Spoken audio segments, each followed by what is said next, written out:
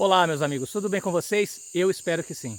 Hoje eu vou contar o caos fantasmagórico para vocês aqui de dentro da floresta. Por que eu estou aqui? Porque eu vim mostrar para vocês o que gerou esse caso. Esse caso, na verdade, aconteceu com um seguidor meu que mora lá no estado do Acre, depois dele assistir uns stories que eu fiz lá para outra rede, lá para o Instagram. Inclusive, se você não me segue lá, me siga. E eu recebi uma caixinha de perguntas no Instagram e a pergunta era: Simon, você já viu alguma coisa anormal ou fantasmagórica no mato? E eu particularmente nunca vi. São décadas de trabalho em campo e eu particularmente nunca vi. Obviamente, não afirmo que não existe, mas eu nunca vi. Tem pessoas que têm uma mente muito mais fértil para poder explicar a maioria dos barulhos e situações que acontecem na mata. E para fazer isso ficar mais legal, eu vim aqui de noite, eu respondi aqui no meio da mata sozinho de noite. Tá? Isso aqui é um parque municipal aqui na minha cidade. Essa parte que eu estou aqui, ela não é aberta para visitação, ela não é uma trilha para visitantes. A trilha para visitantes é uma menor que fica próxima à entrada lá da portaria do parque.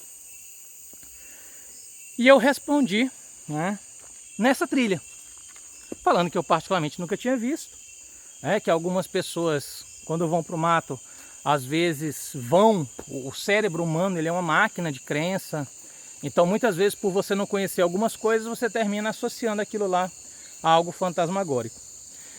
E nisso eu estava com a lanterna, assim que eu terminei de responder esse vídeo, eu deixei ele gravado para poder responder quando eu tivesse internet, e eu estava aqui exatamente, e quando eu bati a lanterna, eu vi uma coisa muito interessante, que é isso aqui, ó. Olha só. Um terço. Obviamente não fui eu que coloquei isso aqui. Vou até ampliar aqui para você ver que ele está aqui há muito tempo, está com marcas de muito lodo, ó, pendurado aqui. A cruzinha, eu não vi a cruzinha no dia que eu gravei, eu falei que estava sem ela. E olha só. Um terço pendurado na mata. Olha aqui tem outra cruz que eu também não tinha visto, ó. Olha isso. Cara, eu bati a lanterna, focou nesse terço. E eu até brinquei e eu filmei o terço. Falei, ó, gente, acabei de falar isso e olha aqui. Um terço antigo. Pode ver que ele é bem antigo, ó. Aqui na mata. E, como eu já falei, essa área, ela não é aberta ao público. Inclusive, acabei de ver outra coisa aqui que eu não tinha visto. No dia do Instagram. Deixa eu virar aqui de novo a câmera. Aqui também. Fitinhas Belém, alguma coisa de Belém. Isso aqui eu não tinha visto também, eu só tinha visto o terço. Rapaz, até eu agora já estou começando a achar que o negócio aqui está estranho, ó. Isso quando ela rompia, tinha que deixar ela romper, pelo menos a do Senhor do Bonfim assim. E depois jogava no rio, não sei se eu jogava na mata, mas... Então olha que interessante. Particularmente, eu não faço ideia quem jogou esse terço aqui. Essa trilha aqui ela é fechada para público. Caiu uma árvore inclusive esses dias, ó. Olha só. Tá caindo muita árvore na mata esses dias. E eu não faço a mínima ideia quem teria depositado um terço aqui. Tá? Creio que algum funcionário antigo, alguém que estava trabalhando aqui. Ou talvez alguém tenha vindo até a mata, mas é muito esquisito você achar um terço assim. E aí que fica interessante, que eu vi esses dias, eu não tinha visto. E um rapaz que me acompanha, lá do Acre, ele perguntou assim: professor, o senhor não tirou esse terço, né? Eu falei, não, tá no meio da mata, deveria tirar, porque é lixo, mas sei lá, tá incorporado aí no cenário, eu deixei. E ele falou assim: pelo amor de Deus, não tira, porque eu vou contar uma história para o senhor. E é essa história que eu vou contar para vocês agora, se liga. Bom, eu sentei aqui para poder contar esse caos, essa história que me foi passada por esse seguidor que mora lá em Rio Branco. Mas a história não aconteceu em Rio Branco. A história teria acontecido em Sena Madureira, que é um município que fica a 150 quilômetros de lá. Por isso que ele perguntou: professor, o senhor removeu esse crucifixo, esse terço? Eu falei, não, cara, nem toquei nisso, né? Não queria mexer nisso. E ele me contou uma história que teria acontecido com um tio dele, uma história bem assustadora assim, que envolve basicamente isso, tá? que envolve basicamente o achado de um terço na mata. Ele falou que o tio trabalhava cortando madeira, processando madeira, e esses caras eles vão para o meio do mato, eles derrubam a árvore e eles processam essa madeira lá mesmo. Isso é bem comum no interior do Acre. O pessoal faz a derrubada e lá dentro com a motosserra o cara já faz as que chamamos de perna manca aqui, o famoso caibro. Já faz os caibros na motosserra mesmo, parceiro.